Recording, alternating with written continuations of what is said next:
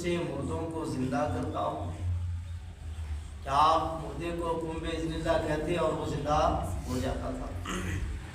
آگے جو ہے وہ علم غیب پر وَأُنَبِّئُكُم بِمَا تَأْكُلُونَ، اور میں تمہیں خبر دیتا ہوں ان چیزوں کی جو تم کھاتے ہو۔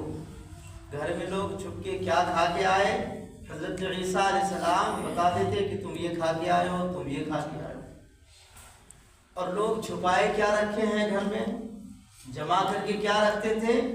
تو قرآن کہتا ہے اس کے بارے میں حضرت عیسیٰ فرماتی وَمَا تَدَّخِرُونَ فِي بُيُوتِكُمْ، اور تم اپنے گھروں میں کن کن چیزوں کو ذخیرہ کر کے رکھتے ہو، میں ان کی بھی تمہیں خبر دیتا ہوں۔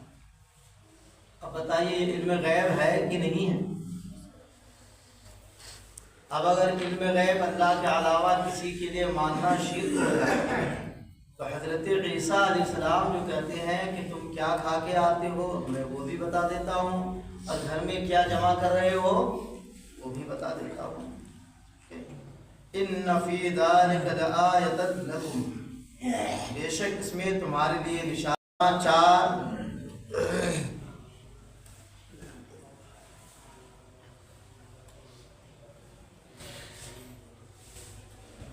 آیت نمبر 113۔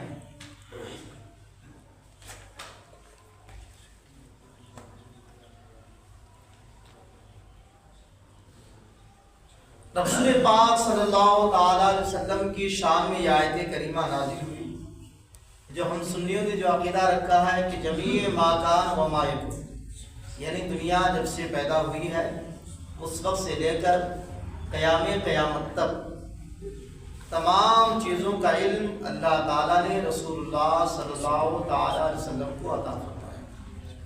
چنانچہ ارشاد پاری ہے وَعَلَّمَكَ مَا لَمْ تَكُنْ تَعْلَمُ وَكَانَ فَضْلُ اللَّهِ عَلَيْكَ عَظِيمًا، اے محبوب آپ کو اللہ تعالیٰ نے وہ تمام چیزیں سکھا دی جو آپ نہیں جانتے، جو بھی نہیں جانتے تھے وہ سارے کے سارے علم اللہ نے آپ کو دے دیا۔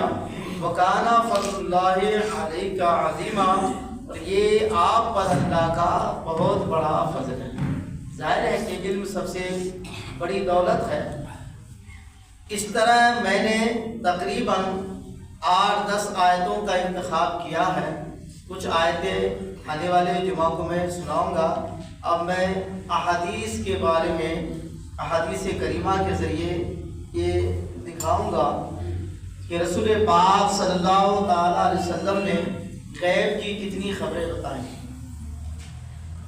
اور یہ حدیث کی کتاب میں نے ترتیب وار رکھی ہے کہ سب سے پہلے بخاری شریف کی حدیثیں پیش کریں آپ کے سامنے۔ یہ بخاری شریف جلد اول ہے، صفحہ 144۔ اس کے اندر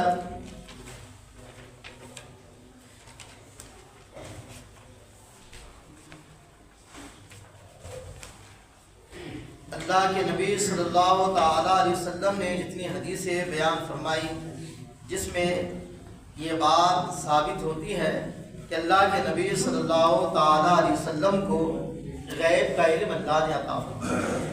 دیکھیے جنت ہے، ظاہر ہے نہ ہم نے دیکھا نہ آپ نے دیکھا، غیب کہتی ہے اس چیز کو جو چیز چھپی ہوئی ہو وہ غیب ہے۔ اب اس حدیث میں یہ بخاری شریف ہے، صفحہ نمبر 144 ہے، صدر نمبر 2، جو لائن نمبر ہے وہ 2 ہے۔ صحابہ نے عرض کیا قالوا یا رسول اللہ، یعنی سرکار اسلام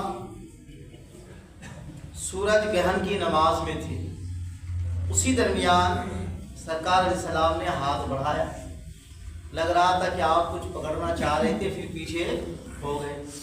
تو صحابہ کرام نماز کے بعد عرض کرنے لگے یا رسول اللہ رأینک تناولت شیئا فی مقامک، اے اللہ کے رسول ہم نے آپ کو دیکھا کہ آپ کوئی چیز پکڑنے جا رہے تھے اپنی جگہ ہی میں، ثم رأینک، پھر ہم نے آپ کو دیکھا تکعتا کہ آپ پیچھے ہو گئے، فقالا، تو سرکار نے فرمایا انی رأیت الجنت، میں نے ابھی نماز کی حالت میں جنت کا مشاہدہ کیا، وَتَنَاوَلْتُ عُنْقُودًا، اور میں نے ایک انگور کا خوشہ لینا چاہا، وَلَوْ أَصَبْتُهُ، اگر میں اسے پکڑ لیتا، لَا أَكَلْتُم مِّنْهُ مَا بَقِيَتِ الدُّنْيَا، تم اس سے کھاتے رہتے جب تک یہ دنیا قائم رہتی۔